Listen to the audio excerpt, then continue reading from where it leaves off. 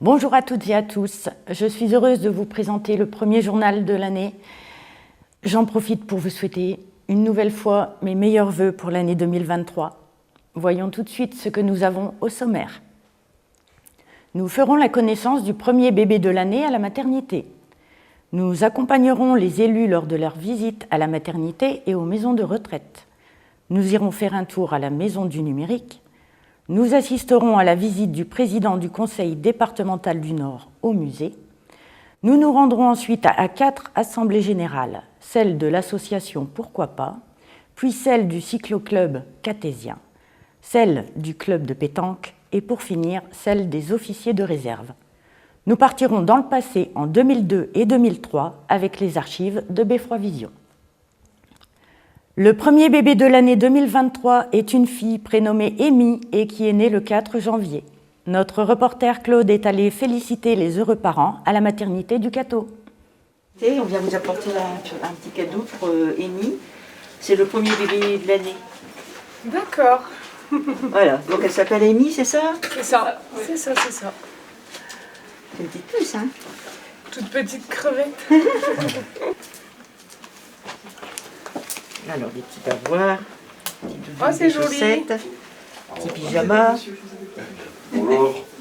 Surtout, bonjour. Voilà. Donc vous êtes les heureux parents du premier bébé de l'année au Cateau, si j'ai bien compris. C'est ça. C'est ça. Alors présentez-vous si vous voulez bien, Catésien.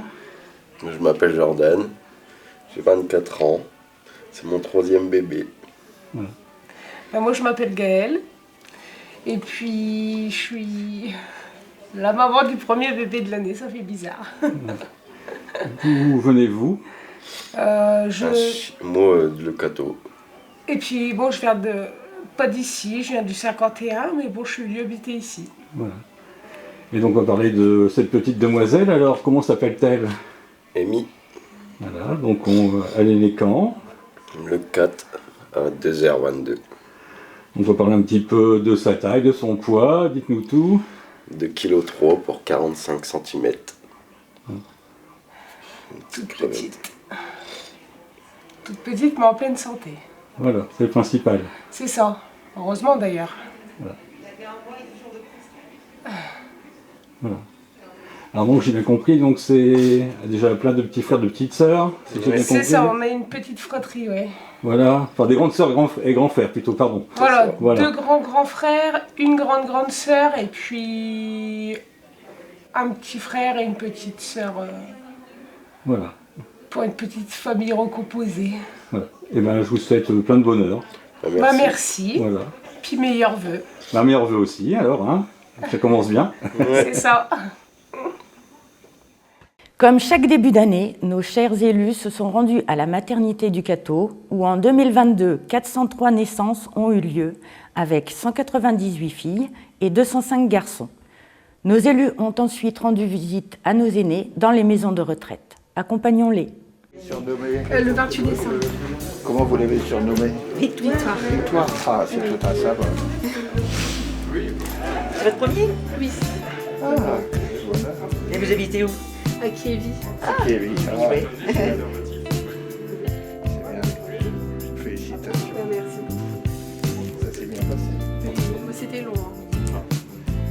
C'était des Ouais. Bonjour. Comment vous l'avez dénommé? Robin. Ah, c'est bien.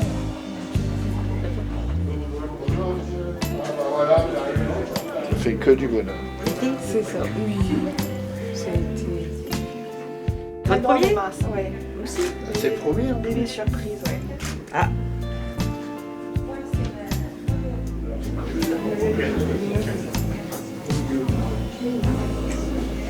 et vous êtes d'où? Le Cateau. On est arrivé l'année dernière sur le Cateau. Vous habitez comment? Le du Corbeau.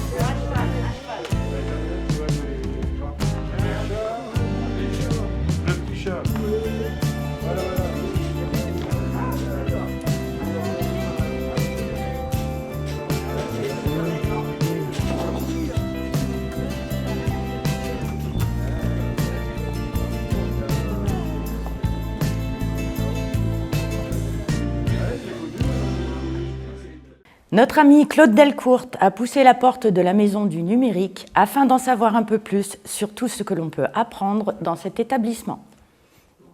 Mes chers cartésiens, cartésiennes, bonjour. Effectivement, vous êtes aujourd'hui à la Maison du Numérique. Alors, la Maison du Numérique, c'est un service qui est assuré par la mairie. On a un conseiller numérique qui est ici, juste à côté de moi, Quentin, qui nous fait coucou avec son magnifique chapeau. Alors, la base de l'atelier numérique, c'est de faire venir les gens au numérique. Les gens ont peur du numérique, ont peur d'utiliser leurs outils, leur ordinateur. On a d'autres également demandes qui sont relativement simples. C'est comment je peux faire ma déclaration d'impôt en ligne, faire différents traitements en ligne et ainsi de suite, utiliser mon smartphone. Comment je peux envoyer des SMS ou des MMS à mes petits-enfants, par exemple. Vous voyez, ça va, le panel est extrêmement large au niveau des demandes. Voilà, c'est vrai que pour les gens, ça peut paraître naturel de faire un ITREMA sur un clavier, mais c'est un peu compliqué pour tout le monde.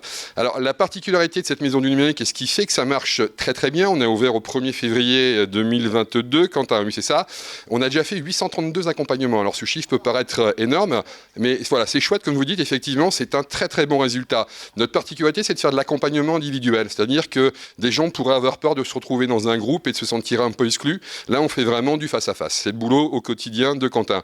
Et ici, en fin d'année, Quentin a une très bonne idée, et que je suis d'ailleurs. Pour moi, numérique doit rimer avec ludique. On doit être capable de s'amuser en apprenant. Alors c'est ce qu'on fait ici aujourd'hui. Claude va faire des plans de coupe par la suite, je pense. On a créé un atelier ludique numérique, c'est comme ça qu'on l'a appelé, c'est-à-dire qu'on va utiliser tous les appareils à notre disposition, c'est-à-dire des ordinateurs, des tablettes, des smartphones, pour jouer. Pour s'amuser. On a déjà fait le test la semaine passée, c'est quelque chose qui marche extrêmement bien et on va continuer cette semaine. Alors tant que Claude est là, 2-3 petites choses à montrer sur la Maison du Numérique. Vous avez vu que c'est un lieu qui est relativement accueillant. Vous voyez qu'il y a du café sur la table. On a même des gentils apprenants qui nous ont ramené, merci à vous, une tarte pour aujourd'hui. Vous voyez que c'est quelque chose qui marche extrêmement bien. On a retourné un peu, Claude vous fera voir tout à l'heure les plans de coupe du mur. On a demandé à ces personnes de dessiner sur un mur. Alors ils font partie d'une génération où quand on leur demande de dessiner sur un mur, c'est pas quelque chose d'évident. Ils ont joué le jeu, vous verrez. Et cette pièce ici a été décorée également aux couleurs de Noël. C'est pour moi une grande réussite pour la commune que cette Maison du Numérique. Bon, je suis venue ici, mais vraiment avec une grande joie parce que j'ai appris beaucoup de choses. Je ne savais absolument pas me servir d'un ordinateur. J'ai appris petit à petit. Je suis arrivée le 28 février à la première séance. C'était le jour de mon anniversaire en plus. Alors, je suis très contente parce que j'ai fait beaucoup de progrès. En plus, pour m'aider dans la mémoire, parce que c'est pas évident à mon âge d'apprendre tout ça, de faire un cahier et de pouvoir reporter sur le cahier quelquefois que je ne sais plus. Donc, c'est mon cahier de mémoire. Tous les cycles qui sont sur la tablette, tous, absolument tous. En fait, tout ce qui est sur le clavier, elle l'a recopié pour mettre sur son cahier. Et la façon de m'en servir, parce que c'est pas le tout de dessiner un cycle, il faut savoir à quoi ça sert et comment le faire. Et après, je suis arrivée pour la série sur Internet. Mais ça, je suis en début. Alors, vous voyez, j'ai fait des couleurs différentes parce qu'au départ, c'est les écritures. Et puis là, c'est la façon d'aller chercher pour travailler, aussi bien banque, mutuelle, tout autre. Et que c'est pas toujours évident parce qu'ils nous demandent des numéros non, pas un numéro de compte. Ils changent les codes et les choses comme ça. Donc, c'est pas toujours évident pour moi. Mais je vais y arriver. Hein. C'est sûr que je vais y arriver. Ben voilà, nous on est là depuis le début aussi, donc moi personnellement j'avais beaucoup de lacunes en informatique, parce que j'y connaissais pas grand chose, j'ai pas honte de le dire, et maintenant, avec ça, Quentin est là pour nous aider, à chaque fois que j'ai des problèmes en administratif, tout ça, il n'y a pas de problème, on vient ici, on est très bien accueillis, et en plus, il arrive bien à nous dépatouiller, on va dire. On va dire ça, ouais. Et il y a du bon café aussi. Ah, le café, oui, ça, c'est... Alors, ça va faire bientôt 1 an qu'on a ouvert ici, au mois de février. Et pendant tout ce temps, on a fait une sorte de livre d'or, mais sur le mur. Donc, je vous laisse un peu regarder ce qu'on y fait ici. Chacun était de son petit mot pour remercier la vie du Cateau et la maison numérique, moi et Marion aussi. Donc depuis le début, on a fait à peu près 832 accompagnements, je crois que c'est ça. Donc ouais, on est plutôt assez satisfait des accompagnements qu'on effectue ici, pardon. Donc oui, après pour moi c'est que le début, hein. Donc on essaie de continuer dans ce sens-là et de faire d'autres ateliers comme on fait ici, peut-être essayer de faire ça une fois par mois ou une fois toutes les 2 semaines, encore à voir, mais je trouve c'est important de rassembler les gens aussi, pas seulement faire de l'individuel, mais rajouter aussi du collectif. Voilà, je réparais juste pour le mot de la fin. Quentin, mais te sauve pas. Est-ce que tu peux nous préciser les horaires d'ouverture et le tarif surtout? Alors, les horaires d'ouverture, c'est de 9h à midi et de 14h à 17h. Donc, et pour le prix, c'est équivalent à 0 €. Donc, c'est totalement gratuit. Donc, n'hésitez pas. Si vous avez plus de 60 ans, vous êtes cartésien, n'hésitez pas à franchir la porte de la maison numérique. Vous serez bien accueillis avec du café et ma personne. Voilà. Le président du conseil départemental du Nord, Christian Poiret, est venu visiter le chantier des travaux entrepris au musée Matisse et qui devrait se terminer au printemps 2024. Notre reporter Claude l'a accompagné. Alors aujourd'hui, on continue ce chemin par l'agrandissement de ce musée Matisse, mais ce n'est pas simplement l'agrandissement. C'est l'agrandissement par rapport au marché ouvert, où on fait une boîte dans une boîte, et on descend sur 1,50 m de profondeur, mais on fait également des aménagements intérieurs importants, que ce soit en scénographie, que ce soit en parcours de visite, que ce soit au niveau de l'accueil, que ce soit au niveau également de l'aération pour la conservation des œuvres de Matisse. Donc vous voyez, je veux dire, le chantier, on peut se dire aujourd'hui, l'agrandissement, c'est 70% de l'enveloppe, c'est-à-dire des 11,8 millions, et c'est 30% autres, donc conforter le musée Matisse et lui apporter un plus en termes de rayonnement. Aujourd'hui, sur Matisse, je vais vous dire que je ne suis pas complètement satisfait du nombre d'entrées. Je suis très cash quand je dis ça. Pourquoi? Parce qu'on est aux alentours de 50 000 visiteurs. Et 50 000 visiteurs dans le plus beau musée Matisse de France, qui est nettement plus beau que celui de Nice. Charles Ange, mon collègue de Nice, au niveau du département, le sait très bien aussi. On a déjà échangé tous les deux sur ça. On doit aller beaucoup plus loin. Alors, c'est aussi pour ça que le département du Nord a repris sa compétence tourisme. Vous savez que la compétence tourisme du Nord avait été sous-traitée à une association. Et là, maintenant, notre vice-président tourisme, qui est Sébastien Seguin, maire d'Avesnes, on a créé la semaine dernière la commission permanente du tourisme avec l'ensemble des acteurs touristiques du Nord, l'ensemble des OT, et on souhaite donner une autre dimension du tourisme dans le Nord. On ne vient pas demain, on ne viendra pas dans le Nord par hasard. C'est très clair. Il faut qu'il y ait des parcours.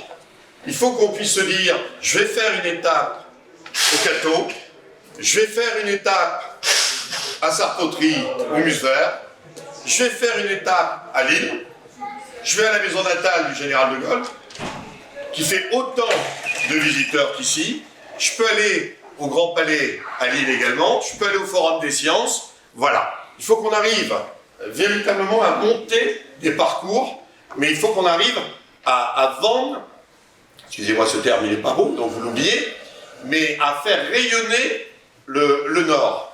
Et le Nord, pour le faire rayonner, il faut qu'au niveau du tourisme, on puisse communiquer. Et aujourd'hui, on ne communique pas assez. Quand vous disiez 50 000 c'est pas assez, vous misez sur combien du côté extension? Oh ben moi, entre 80 et 100 000. Carrément. Ah ben attendez, quand on met 12 millions sur la table. On met 12 millions sur la table. Et qu'est-ce que ça va faire? Ça va faire de l'attractivité du territoire, ça va faire des nuitées, ça va faire des restaurants, que ce soit ici, que ce soit à Cambrai. Voilà, c'est le but de l'opération, c'est le rayonnement. Voilà, c'est la démarche. Quand vous allez à Nice, vous dites je vais aller voir le musée Matisse, vous faites le déplacement, je veux dire, pour certains. On peut faire le déplacement et venir ici au CAFO. Non, c'est le but de l'opération. Alors vous savez, dans le précédent, quand Matisse, ce qu'on me disait tout à l'heure, j'avais pas l'info, mais quand Matisse a été installé ici, on voyait déjà plus de 100 000 personnes. Donc si on est à 80, nous serons des femmes et des hommes heureux.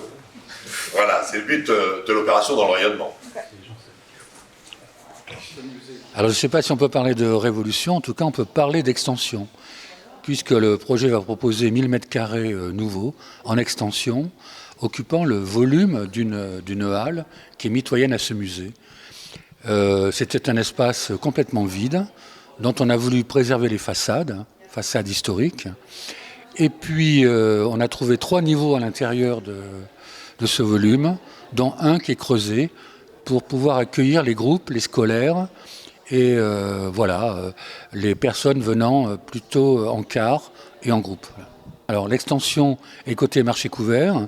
Ceci dit, le musée va être largement restructuré, puisqu'on va revoir l'accueil principal avec une nouvelle librairie.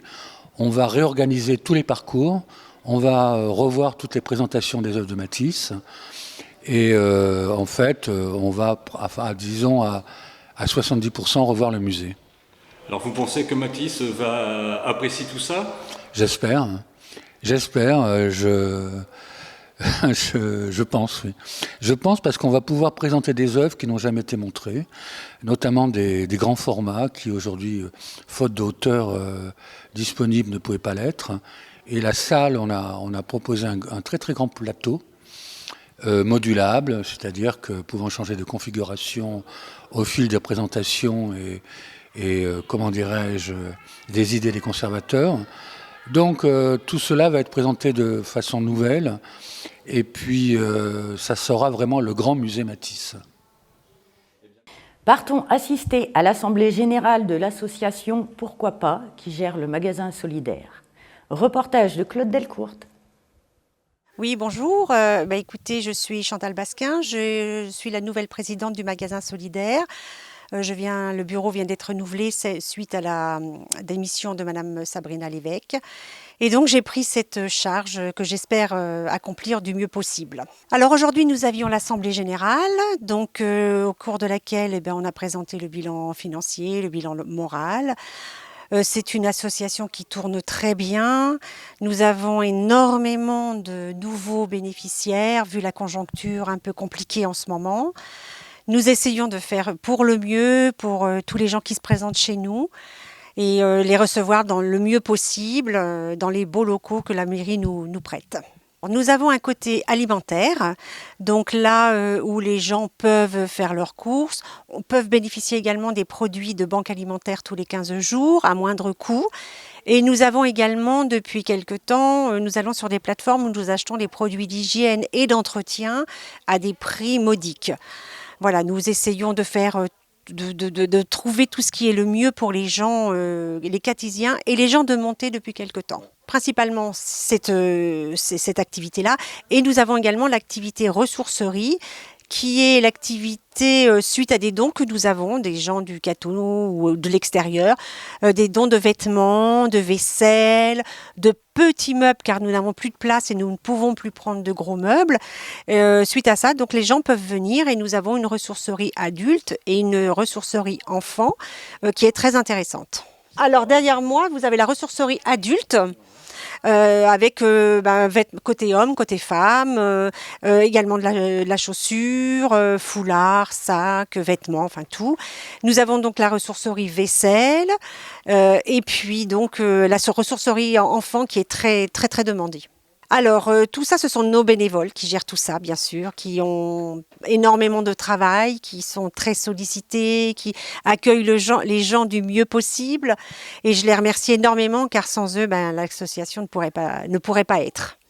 Et nous remercions également énormément, bien sûr, la mairie pour les subventions qu'elle nous attribue. Dernièrement, la subvention coiffeur qui a été très, très appréciée. Alors, les personnes qui bénéficient sont les personnes qui habitent Le Cateau ou Montaix et qui sont non imposables. Et voilà, c'est tout. Il suffit simplement d'être non imposable. Et pour venir s'inscrire, écoutez, nous sommes ouverts le mardi après-midi, le jeudi toute la journée avec juste une coupure entre 12h et 14h.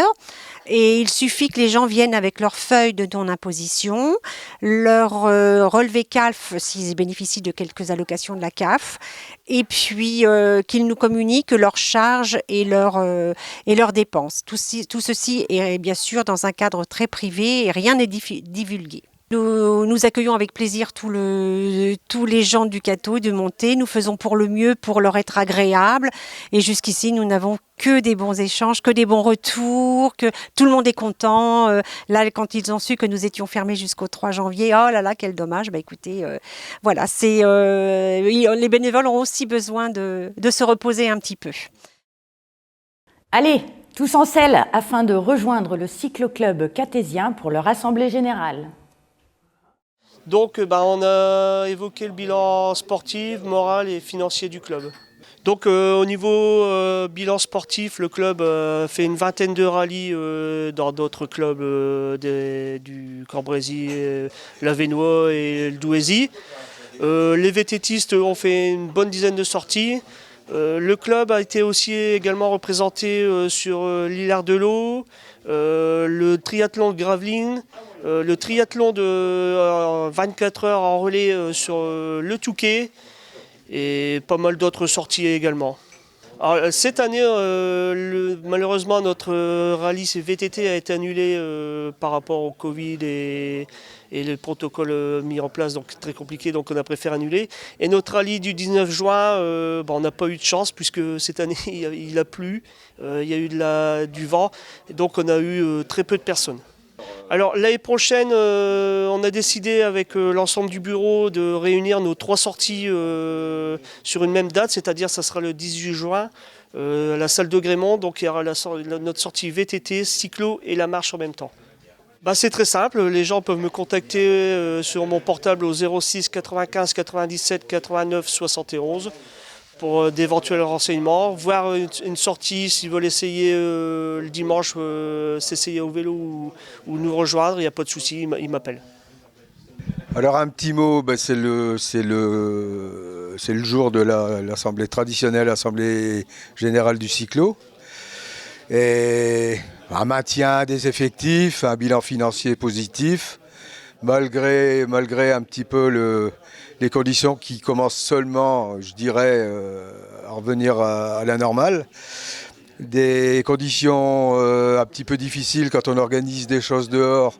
Ils en ont fait un petit peu, ils en ont été victimes.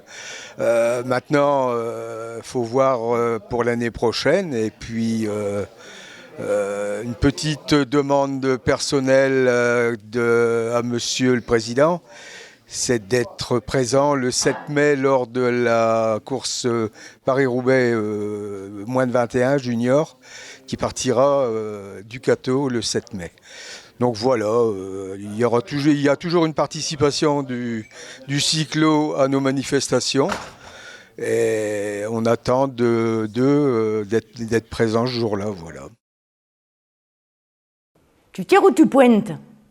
Allons-nous entendre cette célèbre phrase au cours de l'Assemblée générale du club de pétanque ? Je ne sais pas, mais le reportage de notre ami Claude nous en dira plus. Alors, qu'est-ce qu'on doit retenir de cette Assemblée générale ? Disons qu'elle était mieux concrétisée que l'année dernière, parce que malheureusement, l'année dernière, mon secrétaire et puis trésorier n'ont pas pu venir. C'est pour ça que cette année, j'ai changé la date, l'heure, parce que au moins le matin, les gens peuvent venir, parce qu'avec le boulot, Comme mon beau-fils, le trésorier, il est ambulancier, des fois il finit à 20h, 21h, ça dépend. Donc c'est mieux de le faire un samedi matin où il ne travaille pas, quoi. Voilà. On a quand même remarqué que vous avez pris de la bouteille en fait. Ben, j'ai pris un peu plus d'expérience. Comme j'ai dit, c'était une année d'observation. J'ai bien observé. J'ai réussi quand même là, le 3/4 qu'ils ont failli monter cette année ont re-signé, donc ça va. Il y a une stabilité dans l'équipe. Les autres, malheureusement, ils ont eu... C'est un concours de circonstances. En fin de compte, c'est pas nous qui décidons, c'est le département qui fait ça. Quand ils font les tirages, alors on a eu des équipes 2, que c'était les plus forts de leur club, qu'ils étaient en équipe 2. Et malheureusement, notre équipe 2 les a affrontés. Donc ils ont pris de l'expérience pour la suite des compétitions, quoi. Ça leur a servi, pas de leçon, mais de voir autre chose, quoi, et puis d'affronter des personnes qui sont un peu plus hautes, quoi. Et sinon, on les ouvert à tous, tout ça, tout s'est très bien passé. Une certaine stabilité, des jeunes qui sont attirés aussi. Et c'est ça qui me plaît aussi, quoi. Et puis on va essayer que ça aille un peu plus loin. Alors parlez-nous de vos licenciés, vous en avez combien exactement? Des licenciés, j'en avais 26. J'en ai quelques-uns qui vont arrêter pour raison de santé, parce que puis ils commencent à prendre de la bouteille, et puis ils habitent sur Caudry et Cambrai. Donc, mais c'est compensé, donc c'est une stabilité cette année parce que j'ai déjà 1, 2, 3 licenciés qui reviennent pour les 3 qui s'en vont. Donc j'ai une stabilité dans les équipes. Mais en adhérents alors? En adhérents, j'en ai 12. Donc adhérents, je n'aurais peut-être un peu plus parce qu'il y a beaucoup plus de personnes qui venaient. Mais cette année, c'est ce que je tenais à signaler, que l'adhésion, ils seront obligés de la payer parce que s'il arrive un accident... je ne tiens pas à courir voir monsieur le maire et puis dire on va avoir des soucis, voilà, ni monsieur le délégué au sport. Écoute, on a un souci, il y a eu un accident, donc non, je ne tiens pas à ce que ça arrive. Alors, section loisirs. Section loisirs, on fait le challenge René Lemaire. Essayer de remettre un mini championnat en route, ça va être difficile parce qu'il y a énormément de dates au niveau de la fédération. Donc, quand on est licencié à la fédération, on n'a pas le droit de jouer en même temps dans d'autres concours qui ont lieu quand il y a des dates de fédé, quoi. Donc c'est pour ça que c'est compliqué de mettre en place un calendrier très positif. Alors comment vous voyez l'avenir de votre association? J'espère que ça va aller de mieux en mieux, qu'on aura de plus en plus d'adhérents, que j'aurai un peu plus de jeunes aussi. Et puis qu'on puisse monter cette année. Donc on verra. On n'a pas parlé de la section féminine, qu'est-ce qu'il en est? La section féminine pour l'instant je suis 2, 3, je suis 4, mais bon, il faudrait avoir vraiment 6 licenciés à la fédération pour pouvoir, et puis qui débutent, mais bon au départ je vous dirais franchement ce sera, parce qu'il y a des bons niveaux dans le Cambrésis. Bon, il faut lancer un appel alors. Lancer un appel, je ne peux pas forcer les gens ils viennent s'ils ont envie, donc voilà quoi. Et là le boulodrome va être amélioré puisque ce qui a été couvert l'année dernière, les terrains je les ai récupérés, j'ai réussi à les stabiliser, et là monsieur le maire quand il est venu au mois de juin avait donné l'ordre, il faut les réparer les terrains, donc j'ai eu confirmation, les commandes sont faites, il n'y a plus que... sont faites. Elles vont être passées, ils ont l'aval de monsieur le maire, tout est signé. Maintenant, c'est une question d'organisation. Parce qu'il y a quand même... ça doit être 15 mètres cubes de cailloux quand même. Oui, donc ça ne se fera pas. Donc, c'est pour ça que je veux essayer d'avoir, par l'intermédiaire de Jean-Louis, que son beau-fils, monsieur Freddy M, qui nous sponsorise, qu'il vienne avec un... télescopique pour passer tout ce qui est au-dessus des palissades, pour le mettre sur notre terrain, et puis après nous on se débrouillera. Monsieur le Président, merci. Merci à vous et bonne journée. Comme Monsieur le Président vient de le signaler, métamorphose de Monsieur Barra. L'année dernière, un petit peu pris au dépourvu par le poste qui lui avait été offert, mais offert est un grand mot. Aujourd'hui, on voit que sur un an, il a énormément évolué. prend ses fonctions à cœur et avec une certaine rigueur. Il a pris ses marques, hein? Ah oui, il a pris ses marques. Ça, c'est une métamorphose. C'est rassurant pour le club déjà d'avoir pris la succession de M. Ramette, qui était là en poste depuis un petit moment. Mais de le voir aujourd'hui avoir pris ses positions sur une année, c'est très bien. Sur le plan financier, ils sont bons. Plan financier, ils sont bons. Plan sportif, ça s'équilibre. Faut noter aussi que j'avais pris quelques notes dans la stabilité des effectifs, c'est ce qu'on vient de dire. Non, je pense qu'aujourd'hui, une année supplémentaire fera que le club va s'étoffer. Il a besoin de joueuses d'une section féminine.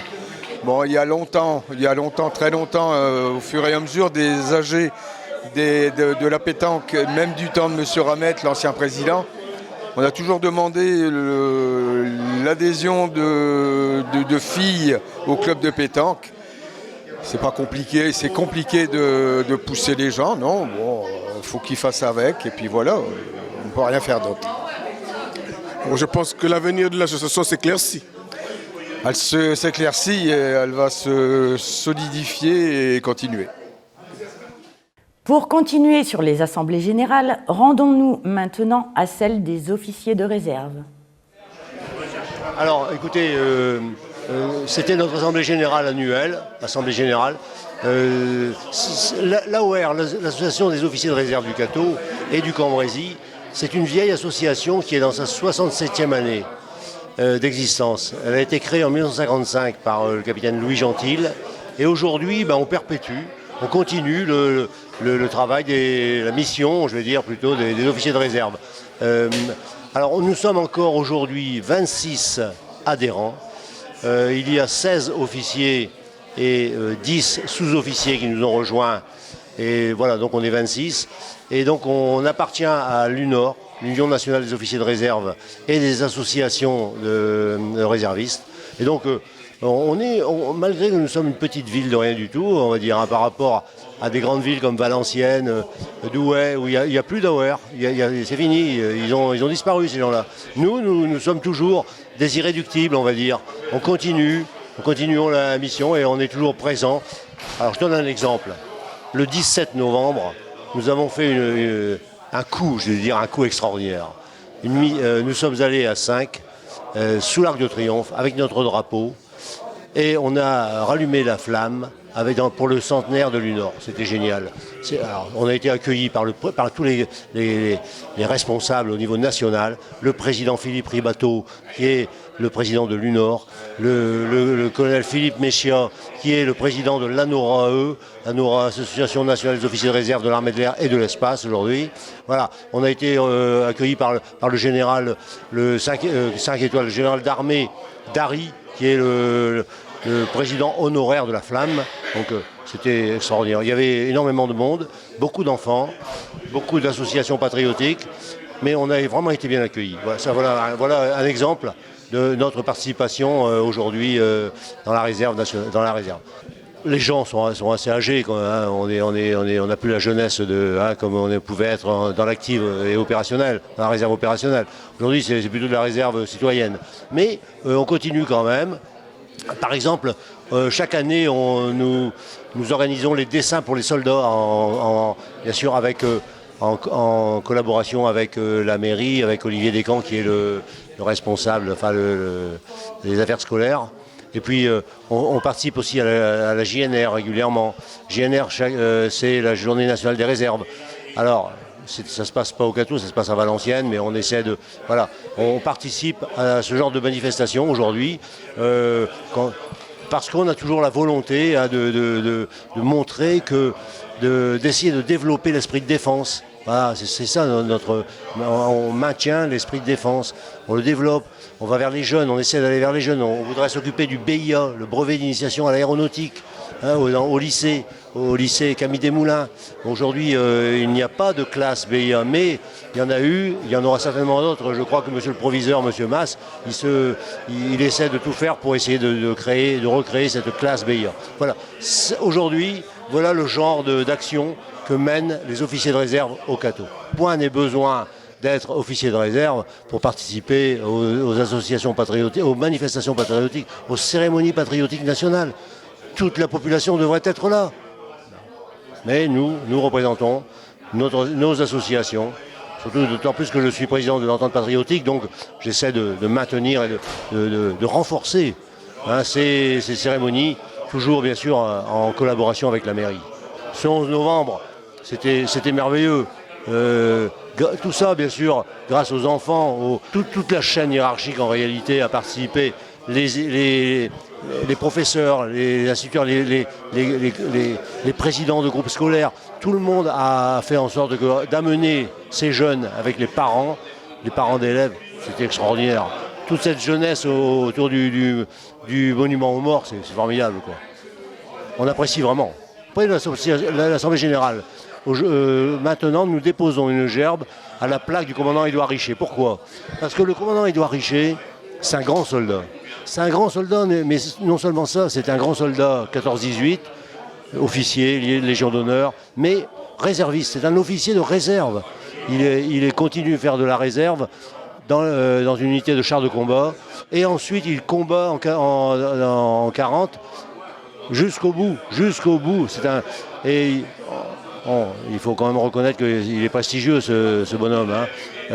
Il va être déporté, il va mourir en déportation après avoir fait, après avoir défendu son pays jusqu'au bout, quoi. Voilà. Donc c'est quelqu'un, pour moi, qui est vraiment la personne qu'on doit honorer la mémoire aujourd'hui. Dans la rubrique Les archives de Beffroi Vision, retournons en décembre 2002 assister à la descente du Beffroi par le Père Noël et ses lutins, puis en janvier 2003 pour les vœux des catésiens lors d'un micro-trottoir.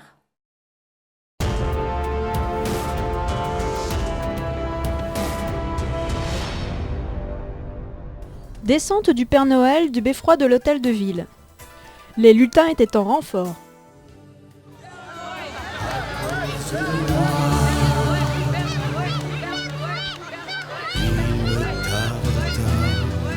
Que le jour se lève pour voir si tu m'as apporté tous les beaux jours que je vois en rêve et que je t'ai commandé.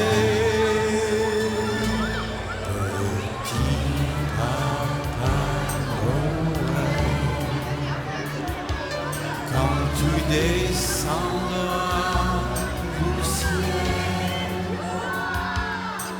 avec tes jours par milliers.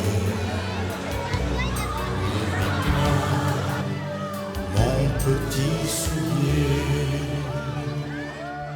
Le marchand de sable est passé, les enfants vont faire dodo. Et tu vas pouvoir commencer avec ta hotte sur le dos. Le son des cloches des églises, ta distribution de surprises. Petit Papa Noël, quand tu descendras du ciel, des jours par milliers. N'oublie pas mon petit soulier. Si tu dois t'arrêter sur les toits du monde entier, tout ça avant demain matin. Mets-toi vite en chemin. Et quand tu seras sur ton beau nuage, viens d'abord sur notre maison. Je n'ai pas été tous les jours très sage, mes gens demandent pardon. Petit papa Noël, quand tu descendras du ciel avec tes jours par milliers, n'oublie pas mon petit soulier. Petit papa Noël.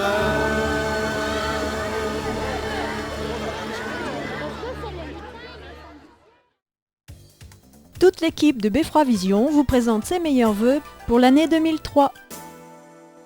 Bonjour monsieur, on profite de la télévision pour souhaiter une bonne année à toute sa famille.